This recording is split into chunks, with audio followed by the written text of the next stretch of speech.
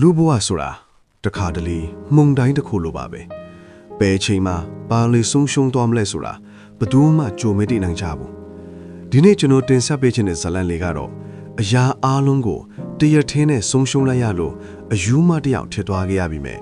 နောက်ဆုံးမှာတော့အေးချမ်းနဲ့ယဟန္တာမတစ်ပါးထစ်သွားလေတဲ့ပတာစာရီရဲ့ဘဝခီးကြောင်းပဲထပ်ပါနဲ့ပတာစာရီဆိုတာတာဝတိပြည်ကတထေးကြီးတူရဲ့သမီးပါလှပတယ်ချမ်းသာတယ်နူးညံ့တယ်ဒါပေမဲ့သူမဟာနှလုံးသားနောက်ကိုလိုက်ပြီးမိဘတွေသဘောမတူတဲ့အိမ်စီအလို့သမားလေးနဲ့ခိုးရလိုက်ပြီးခဲ့ပါတယ်စီးစိမ်တွေကိုကြောခိုင်းပြီးတောင်းရွာလေးတွေမှာဆင်းဆင်းရဲရဲနဲ့ဘဝကိုအခြေချခဲ့တာပေါ့ဒါပေမဲ့ကံကြမ္မာကသူမအပေါ်မှာအယမ်းရက်ဆက်ခဲ့ပါတယ်သူမရဲ့ဒုတိယမြောက်ဇင်းသွေးကိုမွေဖွားဖို့မိဘတွေရှိရာကိုအပြန်လမ်းခရီးမှာမုန်တိုင်းကြီးနဲ့တိုးပါတော့တယ်မိုးတဲ့လေးလေးမှတဲဆောက်ဖို့တစ်ကိုခုတ်တဲ့သူမရဲ့ခင်ပွန်းဟာမွေကြိုက်ပြီးတေဆုံးသွားခဲ့ပါတယ်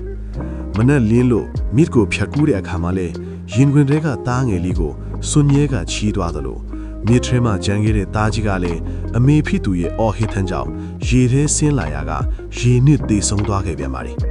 အဲ့ဒီတင်ပဲလားမဟုတ်သေးပါဘူး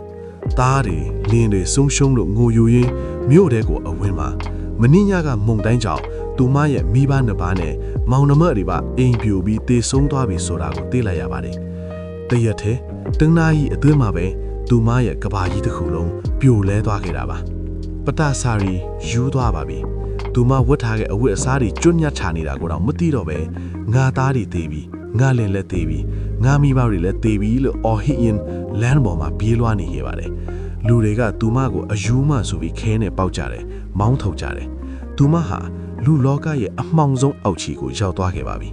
ဒါပေမဲ့သူမရဲ့ကံကြမ္မာဟာဇေတဝန်ကျောင်းတော်ကိုရောက်သွားတဲ့အခါမှာတော့ကစစ်ချိုးပြောင်းလဲသွားပါတယ်မြတ်စွာဘုရားရှင်ကသူမကိုမြင်တဲ့အခါ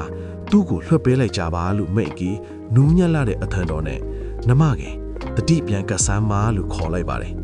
ဒီစကားတခွန်းဟာယူးဆွတ်နေတဲ့ပတာစာရီရဲ့ရှင်ထဲကိုအေးမြတဲ့ရေစင်လောင်လိုက်တယ်လို့ပါပဲတတိပြန်ဝင်လာပြီးသူမဟာအားလုံးကိုပြန်တတိရလာခဲ့ပါတယ်ဖះရှင်ကသူမကိုအနိစ္စတရားတွေဟောကြားပြသပေးခဲ့ပါတယ်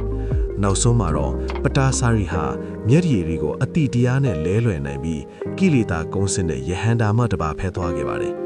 ဒီဇလန်လေးကကျွန်တော်တို့ကိုဘာသင်ပေးလဲဆိုတော့ဘဝမှာဘလောက်ပဲအမောင်ကျပါစေဘလောက်ပဲဆုံးရှုံးမှုကြီးပါစေတတိတရားတစ်ခုသာခိုင်ခိုင်မာမာရှိနေမယ်ဆိုရင်ဘယ်လိုဒုက္ခကမှပြန်လဲယုံထွက်နိုင်တယ်ဆိုတာပါပဲဒီ story လေးကိုနားထောင်ပြီးလူကြီးမင်းတို့အနေနဲ့ဘလို့သင်ခန်းစာတွေရလိုက်ပါတယ်လေဒါမှမဟုတ်နောက်ထပ်သိချင်တဲ့အကြောင်းအရာလေးတွေရှိရင်လည်း comment မှာရေးပေးခဲ့ပါအောင်ကျွန်တော်တို့ channel မှာနေဆက်လက်တင်ဆက်ပေးသွားပါမယ်အားလုံးပဲတတိတရားနဲ့အတူအေးချမ်းတဲ့ဘဝကိုပိုင်ဆိုင်နိုင်ကြပါစေခင်ဗျာ